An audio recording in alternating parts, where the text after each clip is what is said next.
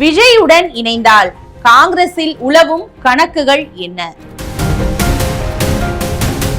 தொகுதி பங்கீடுக்கான பேச்சுவார்த்தை குழுவை அமைத்து வதந்திகளுக்கு முற்றுப்புள்ளி வைத்து விட்டதாக திமுக ஆதரவு தமிழக காங்கிரஸ் புள்ளிகள் கொண்டாட்டத்தை வெளிப்படுத்திய நிலையில் விஜயுடனான சந்திப்பின் மூலம் அந்த கொண்டாட்டத்தில் குண்டு வீசி இருக்கிறார் ராகுல் காந்திக்கு நெருக்கமானவராக சொல்லப்படும் பிரவீன் சக்கரவர்த்தி.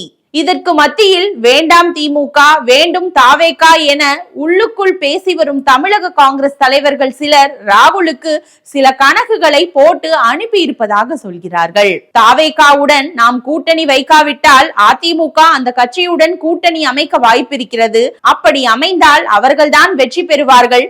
அதனால் திமுக கூட்டணியில் நமக்கு 50 இடங்களை கொடுத்தாலும் எந்த பிரயோஜனமும் இருக்காது.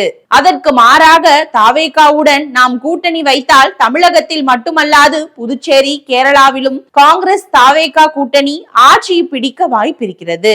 ஏனென்றால் இந்த 2 மாநிலங்களிலும் விஜய்க்கு கணிசமான செல்வாக்கு இருக்கிறது. இது காங்கிரஸ் கட்சி ஆட்சி அமைக்க கை கொடுக்கும்.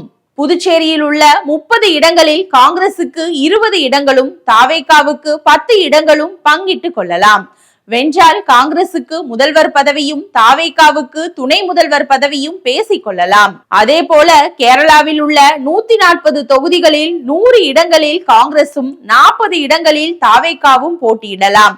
அங்கும் காங்கிரசுக்கு முதல்வர் பதவியையும் தாவேகாவுக்கு துணை முதல்வர் பதவியையும் பங்கிட்டு கொள்ளலாம். தமிழ்நாட்டில் தாவேகாவுக்கு 184 இடங்களும் காங்கிரசுக்கு 50 இடங்களும் என ஒப்பந்தம் செய்து கொள்ளலாம் என ராகுலுக்கு தகவல் அனுப்பி இருக்கிறார்களாம். திமுக கூட்டணியில் இருந்தது போதும் என்று சொல்லும் தமிழக காங்கிரஸ்காரர்கள்.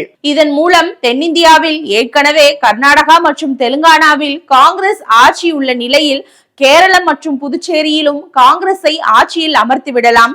தமிழ்நாட்டில் கிட்டத்தட்ட காங்கிரஸ் ஆட்சி என்ற நிலை இருக்கும்.